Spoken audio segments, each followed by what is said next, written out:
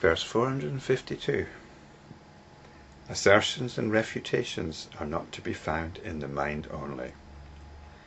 The ignorant who understand not that the mind is the form of body, property and abode, wander about with assertions and refutations.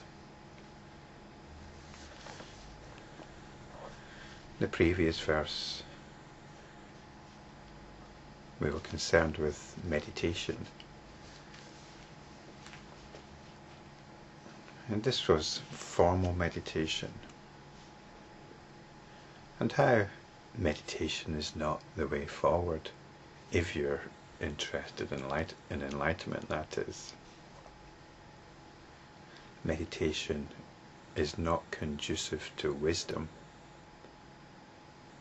and wisdom is to do with insight into our essential situation, our existential situation even. And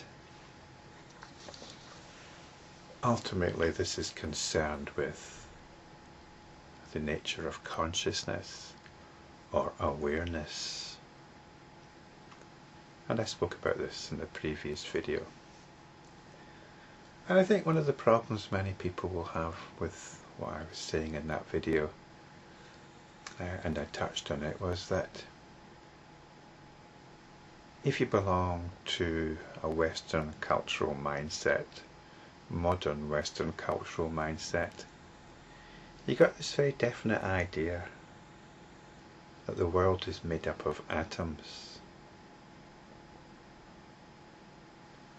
It's not an idea which informs your lifestyle to any extent. Only when pressed that you'll say, well, everything's made up of atoms. And atoms have formed into the body. They're clever things, these atoms, or time, which does it all through evolution. And we've got a mind, a brain basically. We've got a brain and a body. Brain's our mind. Brain is obviously made up of atoms too. And that's it. That's the story. What more is there to say?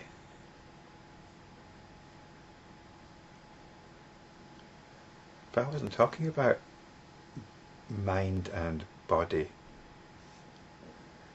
I was talking about what's referred to here as mind only. Mind with a capital M. And it's got nothing to do with the brain. It's to do with awareness. Are you resisting this? Are you coming up with arguments? Are you coming up with assertions and refutations? And you might be even more annoyed at this, because surely what I'm saying isn't some sort of gospel truth that I'm asking you to believe through blind faith. That's bound to provoke more refutations and assertions, and quite rightly too. Because I'm not asking you to believe something. I'm simply asking you to observe something.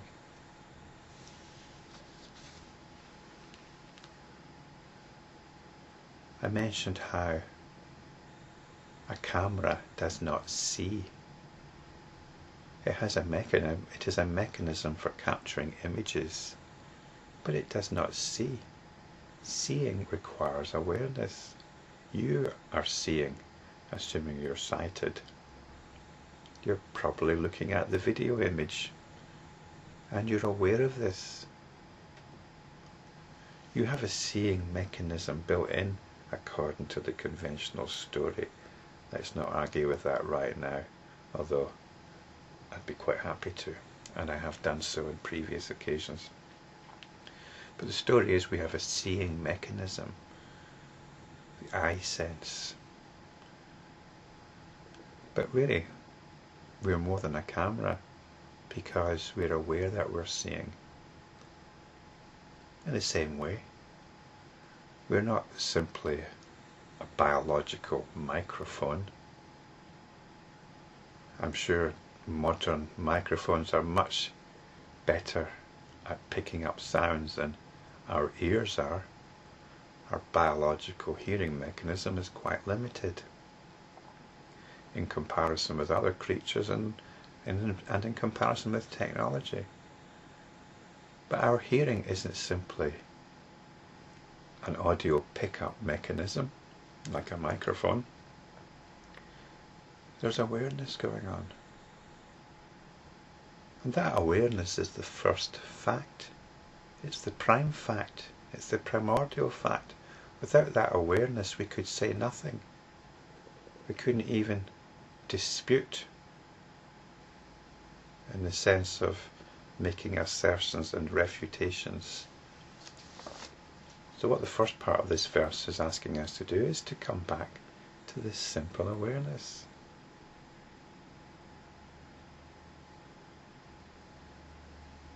If you've got a problem with this, or you're insisting on some story to do with mind and body and atoms, well, what is the reality of that other than an idea in your head at this particular moment?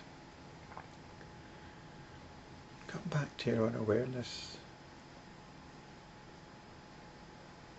It's a still center. You can do this once you stop thinking, once you stop making assertions and refutations, once you stop arguing about it, and be still. Leave ideas, leave arguments alone. There is something beyond all that, which is more essentially you.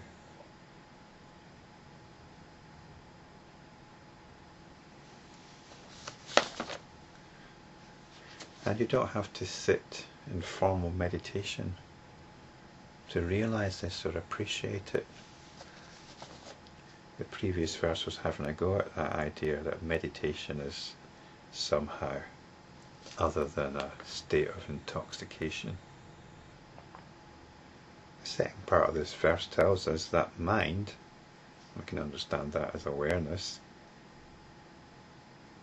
is the form of body, property and abode.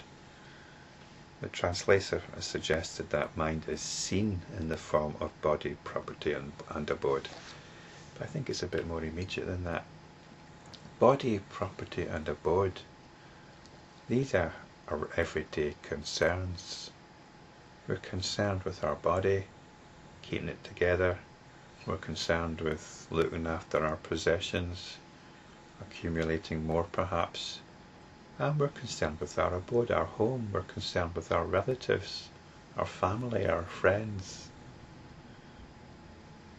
What makes it home, or our sense of home as against the outside world.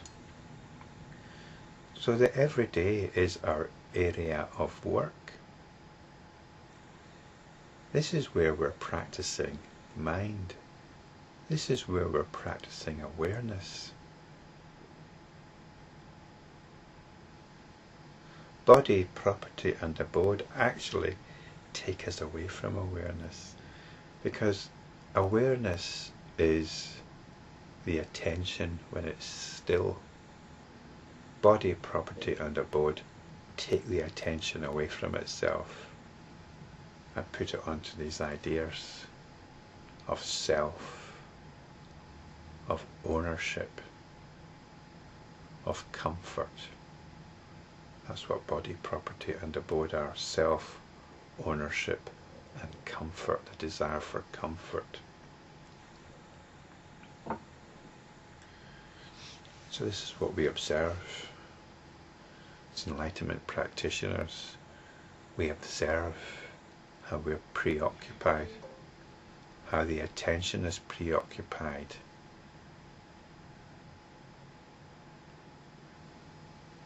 With the demands of the body, with the feelings of the body, with feelings of insecurity which we think can be filled with property,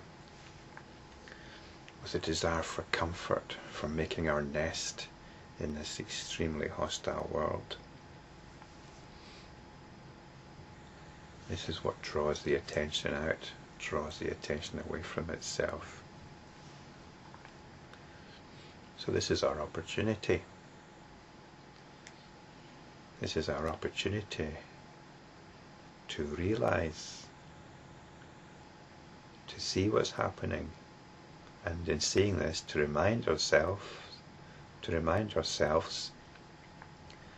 of this essential awareness, which we can always come back to, even if it's only for a fraction of a second.